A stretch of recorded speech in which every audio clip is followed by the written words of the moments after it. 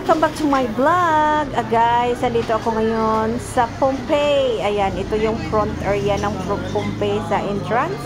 Ayan, so dito kami nag-entrance sa Scavi di Pompeii, Porta Marina. Ayan, so grabe, napakaraming tourists guys. At dinadayo talaga ito kay isa to sa mga pinakasikat na tourist attraction dito sa Napoli.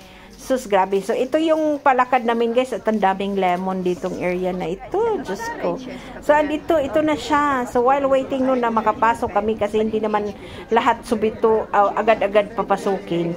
So, nag-waiting kami sa aming time. Natawagin na kami. Ayan. So, nag-video-video muna. Maganda. Maganda. Amazing. Ayan. So, ngayon, yan. Paakyat na kami dyan. Ayan, yan. So, ito palang Pompeii, guys, is, ano siya, isang maliit na village, 79 ED ago, no? As in, grabe, lumang-luma na siya. Isang village na natakpan siya sa pagputok ng bulkan. So, vulkan na Vesuvius volcan. I don't know if my pronunciation is correct or Vesuvius or Vesubus. I don't know. So, I don't know. But that's ang story niya na natakpan sila ang mga tao ditong buhay dahil biglang pumutok yung vulkan a long time ago. Nalibing sila na buhay at isang buong city, guys. At tinatawag din itong city daw of sin dahil nakita ko lang siya sa Google ha, pero I'm not sure.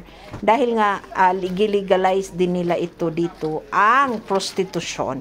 So siguro gisilutan ni Lord muna nagitakpan sila sa ash. As in, ang pagputok pa talaga ng ash is siya, parang mushroom daw na with rocks and with stones, no?